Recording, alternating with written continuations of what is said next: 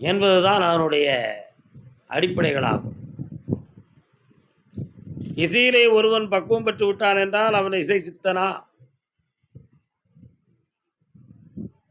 அப்படிதான். அதாவது ஒரு எடுத்துக்கொண்ட ஒரு செயலில் ஆத்ம ரீதியாக பக்குவம் அடைந்து அதை எந்த நேரமும் இயக்கும் பக்குவத்தை அடைந்து விட்டான் என்றால் அது கூட ஒரு சித்து என்பதுதான் பொருள்.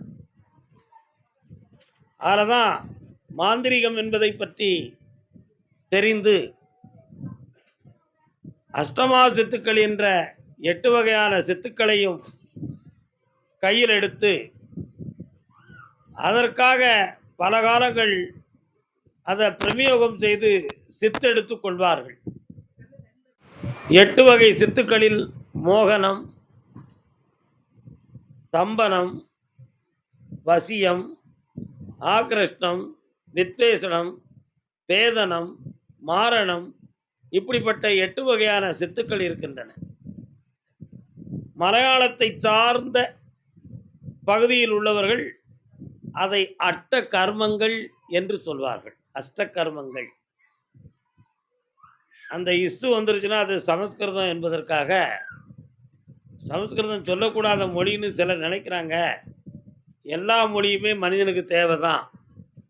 தமிழை படித்தா தமிழ்நாட்டுக்குள்ளே மட்டும்தான் வாழ முடியும். உண்மையா இல்லையா? ஒரு மொழியை தெரிந்தால் எத்தனையோ மாநிலத்தை தெரிந்த சமம். ஆங்கிலத்தை தெரிந்தால் உலகமே நம்ம சுற்றி வந்துடலாம். இந்தியை தெரிந்தால் வட இந்தியா முழுக்க நம்ம பிரயோகிக்கலாம். மலையாளத்தை தெரிந்தோம்னா கேரளா முழுக்க பறிந்து வந்துடலாம். அப்போ ஒரு மொழியை தெரிவது ஒரு மாநிலத்தையே நாம் தெரிந்ததுக்கு சமம். வேல் அளவுக்கு சில மொழிகளை தெரிந்தால் உலகத்தையே சமாளிக்கக்கூடிய ஆற்றல் நமக்கு இருக்குன்னு அர்த்தம். அதனால் மொழியை பேதம் செய்வது தவறு என்பதுதான் இதனுடைய கருத்து. அவரவருடைய தாய்மொழிகள் அவரவருக்கு உயர்ந்தது, பிரதானமானது. தாய்மொழி பற்றி இருந்து பிற மொழியை பாதிக்க வைக்க வேண்டும் என்னும் விளக்கம் நமக்கு தேவையில்லாத ஒரு கருத்து. நம்ம நாட்டில் அகத்தியர் எழுதிய தத்துவங்கள் எல்லாம் ஒரு காலத்தில் ஏட்டுச்சுவடிகள் எல்லாம் போய் ஆங்கில நாட்டில் போய் பெரிய பெரிய தத்துவங்களாக மாறிடுது. நம்ம வைத்தியங்கள் எல்லாம் நம்முடைய மூலிகையில் உள்ள பொருள்களை சுருக்கமாக சொன்னால் ரெவிட்டால் அப்படின்னு ஒரு மூலிகை இருக்குது. ரெவிட்டால்னு ஒரு மாத்திரை இருக்குது. ஒரு கேப்சல்ஸ் ஒரு மாத்திரை. இந்த மாத்திரை எதில் தயார் பண்ணுறாங்கன்னா நம்ம நாட்டில் தோன்றிய ஒரு மூலிகையினுடைய வேர் இருக்குல்ல, அந்த வேரை பொடியாக்கி அந்த பொடியில் உள்ள சத்து தான் அந்த ரெவிட்டாலுங்கிற மாத்திரையை. அதில் சைவமும் இருக்குது, அசைவமும் இருக்குது. மீனுடைய எசன்ஸை சேர்த்தாச்சுன்னா அது அசைவம். மீனுடைய எசன்ஸு சேரவில்லை என்றால் அது சைவம். இப்படி அந்த மாத்திரை இருக்குது. இந்த மூலிகையினுடைய விளக்கத்தை பதார்த்த குண சிந்தாமணி என்று சொல்லி நம்முடைய ஏட்டுச்சுவடிகளில் இருந்ததெல்லாம் அயல் நாட்டுக்கு போய் அதையெல்லாம் இந்த நாட்டில் இந்தியாவில் கண்டுபிடித்து அந்த பொருள்களை கொய்து ஏற்றுமதியாக சில பேர்கள் செய்து அதுவே மாத்திரையாக திரும்பி நாம் இன்னைக்கு விலை கொடுத்து வாங்கி சாப்பிட்டுக்கிட்டு இருப்பதாக ஒரு சான்று இருக்கு. அதெல்லாம் எதுக்காக சொல்றோம்னா அஷ்டமா சித்துக்களில் அஷ்ட கர்மங்களில் வைத்தியமும் ஒன்று. அந்த வைத்தியங்களை தைலமுறை வைத்தியம், ரண வைத்தியம், பிராண வைத்தியம், இப்படி 8 வகையான வைத்தியத்துக்குள்ளே 8 விதம் இருக்கு. இவைகளெல்லாம் நமக்கு நம்ம மகாமுனிவர்கள் அகத்தியர், வசிஷ்டர் இவங்கள்லாம் நமக்கு இந்த நாட்டுக்கு படைத்து வைக்கப்பட்ட பொக்கிஷம். அப்போ அவங்களுடைய மொழியில கிரந்த மொழிகளும் கலந்திருந்தன. கிரந்தம் கிரந்தம் என்பதற்கு பெயரே மொழின்னு தான் பேரு. பிங்கள நிகண்டு எடுத்து படித்து பார்த்தீங்கன்னா கிரந்தம் அப்படின்னு சொன்னாலே மொழி என்பது பொருள். ஆனால் அந்த கிரந்தம் என்பது ஒரு மொழிக்கே பெயராகவும் வைத்திருக்கிறார்கள் என்று ஒரு விகிதம் இருக்கிறது. அப்போ ஒவ்வொரு மொழிகளிலுமே நமக்கு கிடைக்க வேண்டிய கருத்துக்கள், கல்விகள், ஞானங்கள், செல்வங்கள் நிறைய இருக்கு. இந்திய நாட்டில் மலிந்து போச்சு. இந்தியாவில் மட்டும்தான் அது மலிந்து கிடக்கு. தடுக்கி விழுந்தா சித்தர்கள், யோகியர்கள், ஞானியர்கள். எங்கு பார்த்தாலும் வைத்தியம், எங்கு பார்த்தாலும் ஞானம், எங்கு பார்த்தாலும் தவம், எங்கு பார்த்தாலும் யோகம், இப்படியெல்லாம் பற்பல மகா சக்திகளை கொண்டதுதான் இந்திய தேசம். அதனால இந்தியாவுக்குன்னு ஒரு தனிப்பட்ட பெருமை இந்த உலகத்திலேயே இருக்கு. பயன்படுத்துகிற விதத்துல தான் அதனுடைய மகத்துவத்தை உலகம் நம்ம தெரிஞ்சுக்கிட முடியும். அப்போ அகத்தியர் எழுதிய அந்த வைத்திய சிகாமணி தத்துவத்தை அயல்நாட்டுக்காரர்கள் தன்னுடைய மொழியிலே மொழிபெயர்த்து எத்தனையோ மாத்திரைகளை, மருந்துகளை ப்ராடக்ட் பண்ணி இந்த உலகத்துக்கு இன்னைக்கு பயனுள்ள வழியாக செய்துகிட்டு இருக்கிறாங்க. அப்ப அந்த மொழியும் இந்த தமிழ் மொழியும் தான் படிப்போம்னு இருந்தா, ஆங்கிலத்தில் உள்ள விஷயத்தை நம்ம படிச்சிருக்க முடியுமா? முடியாது. அஷ்டம் அப்படிங்கிறதுல இஸ்ஸு என்பது சமஸ்கிருதம். அதை நீ சொல்லாதன்னு சொன்னா ஏன்? ஏன் சொல்லான்னு சொன்னீங்க? சமஸ்கிருதத்துக்கு சொந்தமானவர்கள் ஆரியர்கள் ஒரு காலத்துல அவங்க தலை தூக்கி நடந்து மற்ற ஜாதிக்காரர்களை இழிவுபடுத்தி வாழ்ந்தார்கள்ங்கிற ஒரே ஒரு விஷயத்துக்காக திராவிட கழகத்தை சார்ந்த தீகாவை சார்ந்த பகுத்தறிவாளர்கள் பெரியோர்கள் சமஸ்கிருதத்தை நம்ம வெறுக்கணும்னு ஒரு முடிவுக்கு வந்தாங்க. ஏன்னா அது மட்டும்தான் கடவுள் பக்கத்துல ஓதக்கூடிய மொழி, பாக்கி எந்த மொழியும் கடவுளுக்கே தெரியாது அப்படின்னு ஒரு முடிவு எடுத்தாங்க. அப்படின்னா கடவுளுக்கு சமஸ்கிருதம் மட்டும்தான் தெரியும்னு சொன்னா அப்ப தமிழை கும்பிட்டா சாமி நமக்கு அருள் புரிய மாட்டாரா? அப்ப ஆங்கிலேயன் கும்பிட்டா நமக்கு தெய்வம் வழிகாட்டாதா? அந்த கேள்விக்கு அவங்களால பதில் சொல்ல முடியல. அதுக்கு ஒரு ஞானி அருமையா சொன்னார். ஆண்டவனுக்கு மொழி தேவையில்லை, உணர்வுகள் தான் தேவை. கடவுளுக்கு முன்னால மனதை அடக்கி ஆத்ம ரீதியாக நம்ம வணங்கணும்னா நம்ம உணர்வுகள் அவரை போய் தொட்டு நம் நினைவுகள் என்னென்று தெரிந்து நம்மளுக்கு நிறைவேற்றக்கூடிய பேராற்றல் மிகுந்தவன் தான் இறைவன் அப்படின்னு நினைச்சு, உணர்ச்சி தான் தேவை, நல்ல உள்ளந்தான் தேவை, உன் மொழி தேவையில்லை அப்படின்னு சொன்னாங்க. இவங்க தன்னுடைய மொழியை பிரதானமாக்கிக்கணும், இது தெரிஞ்சவங்க மட்டும்தான் கடவுள் பக்கத்தில் நிற்கணும் என்பதற்காக ஒரு வரமுறையை கொண்டு வந்து முதல்ல அவங்கள அதை பண்ணினதுனால இதுல பாதிக்கப்பட்ட இந்த மக்கள் சமஸ்கிருதம் நம்ம சொல்லக்கூடாதியா, அது சமஸ்கிருத எழுத்து வேண்டாம், தமிழ் எழுத்து ஆகஸ்ட் அப்படின்னு எழுது மாறும். என்ன ஆகஸ்ட ஒருத்தர் எழுதுறாரு ஆகத்து அப்படின்னு எழுதுறாரு. ஆகஸ்ட் என்பதே முதல்ல ஆங்கில வார்த்தை. இதுல என்ன நீங்க இஸ்ஸு சேர்க்கக்கூடாதுங்கிறீர்கள்? ஜனவரி என்பது என்னது ஆங்கில வார்த்தை, பிப்ரவரி ஆங்கில வார்த்தை, அப்படிதானே? அது அந்த நவுன் மேக்சிமம் நிச்சயமாக அது இங்கிலீஷ் தான். நீங்க அதுல போய் தமிழ் அப்படி மொழிபெயர் ஆகத்து அப்படின்னு எழுதி என்ன கண்டுபிடிகள்? ஒன்றும் இல்லை. நீங்க ஆகஸ்டுக்கு வேற தமிழ் மாதத்தை சொல்லிட்டு போயிடலாமே. ஜூலை மாதம் ஆடி மாதத்துல வருது, நீங்க ஆடி மாதத்தை சொல்லலையே, ஏன் சொல்லல? ஆவணியை சொல்லலையே, ஏன் சொல்லல? நீங்க அந்த மாதங்களுடைய பிரதிகளை சொல்லியிருக்கலாமே, அப்பதானே நீ தமிழை சொன்னதாக அர்த்தம். அதுல புரிந்து கொள்ளாமல் விலக்கி கொண்ட விதிமுறைகள் இவைகளெல்லாம். அதனால அது அஷ்டமா சித்துக்களை அஷ்டம் என்று சொன்னால் மொழி கஷ்டம் என்று புரிந்து அட்டமா சித்துக்கள் என்று சொன்னார்கள். அதுக்கு தான் இதெல்லாம் சொன்னேன், அட்டமா சித்துக்கள். மலையாள தேசத்தை சார்ந்தவர்கள் நம்மெல்லாம் 1956க்கு முன்னால மலையாளி தான். தென்காசி மாவட்டத்தில் மேற்கு பகுதி அத்தனை பேரும் மலையாளம் தான். 56க்கு முன்னால பாலக்காடு தமிழ்நாடு. 1956க்கு முன்னால பாலக்காடெல்லாம் தமிழ்நாடா இருந்துச்சு. 56ல் தான் பாலக்காட்டை மலையாளத்துக்கு தார வார்த்து கொடுத்துட்டு நம்ம செங்கோட்டை தாலுகாவுக்கு கிழக்க தமிழ்நாட்டுக்குன்னு பிரித்து நம்ம கொண்டு வந்தோம். அப்போ இதெல்லாம் நம்ம வரலாற்றின்படி உள்ள உண்மைகள்.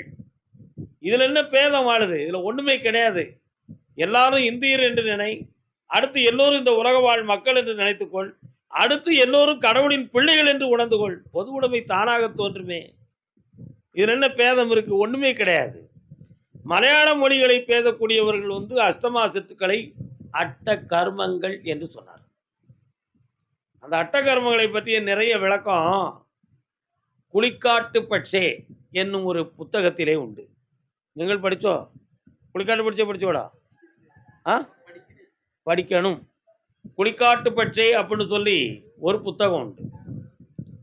அதே மாதிரி சபரி பஞ்சகம் அப்படின்னு சொல்லி ஒரு அஷ்டகர்மங்களை பற்றி தாந்திரிகத்தை பற்றி விளக்கம் உரைக்கக்கூடிய ஒரு மலையாள நூல் சபரி பஞ்சகம் அப்படி சொல்லி ஒன்று இருக்கு, அறியுமோ? இந்த மாதிரி ஒவ்வொரு மொழிகளிலுமே அஷ்டமா சித்துக்களை, அட்ட சித்துக்களை, அந்த சக்தியை பெறுகின்ற விதிமுறைகளை, அந்த தவநிஷ்டோகர்களை விளக்கமாக சொல்லிய நூல்கள் எத்தனையோ இருக்கு. எல்லாமே நம்ம ஏட்டில இருந்து வந்தது தான். இப்போ மோகனம் அப்படின்னா என்ன அர்த்தம் அப்படின்னா, ஒருவரை மனதுக்குள் விரும்புவதற்கு பேரு, ஒருவர் மேல மதிப்பு வச்சுக்கிறதுக்கு பேரு, ஒருவர் நல்லவர் என்ற அபிப்பிராய உணர்வை தோற்றுவிக்கிறதுக்கு பெயர் மோகனம். இப்போ நமக்கு தெரியும், நமக்கு எத்தனையோ நடிகர்கள் இருப்பாங்க. சில நடிகர்கள ஒருத்தருக்கு பிடிக்காது. அவங்க மேல நமக்கு மோகம் வராது. அப்ப யார் மீது நம்ம வந்து நல்ல உணர்வுகளை கொள்கிறோமோ அதுக்கு பேரு மோகனம். அப்ப அந்த மோகனம் சித்து என்பது நன்மீது எல்லோரும் விருப்பம் உடையவர்களாக இருக்க வேண்டும் என்பதற்காக உணர்த்தப்படுகின்ற விஷயத்தை மோகன சித்து என்று சொன்னார்கள். அடுத்து தம்பனம் அப்படின்னு சொல்லுவாங்க. தம்பு என்றால் தமிழ்ல கயிறு என்பது பொருள். அதை தூய தமிழ்ல தாம்பு அப்படின்னு சொல்லுவாங்க. தாம்பு, மாட்டை கட்டுறதுக்கு பேரு தாம்பு கயிறு எடு அப்படின்னு சொல்லுவோம்.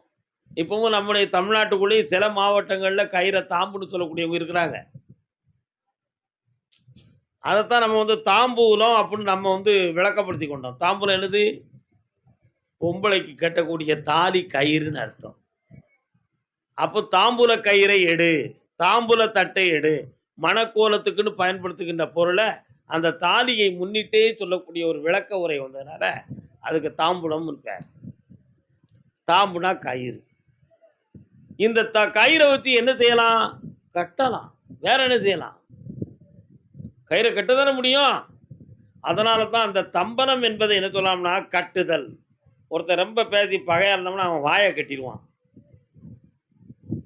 வாயை கட்டியாச்சுன்னா பேச முடியாது, மனசு அடங்கிரும், சாப்பிட முடியாது, சோர்ந்து சுப்பிரமணியான்னு படுத்துக்கிடுவான்.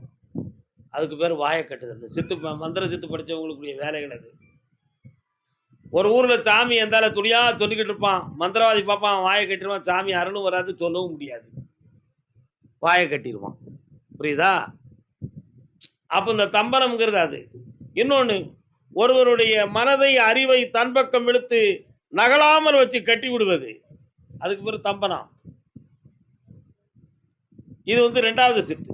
3வது சித்து வசியம். வசியம்னா என்னது? எங்க இருந்தாலும் தன் பக்கத்துல அவங்களுடைய மனதை கொண்டு வந்து அடிக்ட் பண்ணக்கூடியது. அந்த மனதை கொண்டு வந்து அடிமைப்படுத்தக்கூடியது. அவங்களே சரணம் என்று நினைத்திருக்கிறது. நிறைய பேர் பொம்பளை பிள்ளைகளுக்கு வசியம் பண்ணி கூட்டு ஓடி போயிடுவான். அதை செதி கொடுக்கறதுக்கு ஒரு தொழிலாளி இருப்பான். 1,00,000 ரூபா கொடுத்தாலும் பரவாயில்ல, அவன் எனக்கு வேணும்னு செட்டப் பண்ணி கொண்டு வருவான் ராஷ்டிரன். அவங்க அப்பனும் அம்மையும் வந்து நம்மகிட்ட வந்து கண்ணீர் வடிப்பாங்க. என் பிள்ளைய கொண்டு போயிட்டாயா, கொண்டு வந்து தாங்கய்யா அப்படின்னு சொல்லுவாங்க. அதுக்கு இந்த வசிய சித்துக்கு ஒரு விஷயம் இருக்கு. நம்ம அதை முடக்கிறதுக்கு இன்னொன்று செய்வோம். வித்வேஷனம் பண்ணி அந்த மனதை அடக்கி கட் பண்ணிட்டு ஆக்கிரஷ்டம் பண்ணிடுவோம். ஆக்கிரஷ்டம் மீன்ஸ், ஆக்கிரஷ்டம்னா அர்த்தம் என்ன? அழைப்பு. தன் பக்கத்தில் அழைத்து கொள்ளக்கூடிய சித்து. அதை மட்டும் சொன்னா வந்துருமா அப்படின்னு இல்லை. அது அந்த ரகசியத்தை யாருக்கும் சொல்லிக் கொடுக்கணுங்கிற அவசியம் இல்லை. அது விஷயம் மட்டும்தான். என்ன, அந்த வித்வேஷனத்தை பண்ணிட்டு அப்படியே ஆக்கிரமித்து பண்ணிட்டோம்னா சம்மந்தப்பட்ட நபர் வந்து நம்மளை தேடி வந்துடுவாங்க. பெற்றோர்கள்ட்ட கொண்டு போய் நம்ம ஒப்படைச்சிருவோம். இதுதான் அதில் உள்ள விஷயம். ஆக்கிரஷ்டம். பேதனம். ஒருநிலைப்பட்டு ஒரே முடிவோடு இருக்கக்கூடியவங்களுடைய மனசுக்கு பேதனம்ங்கிற ஒரு மந்திர சித்தை வச்சு என்ன செஞ்சிடலாம்?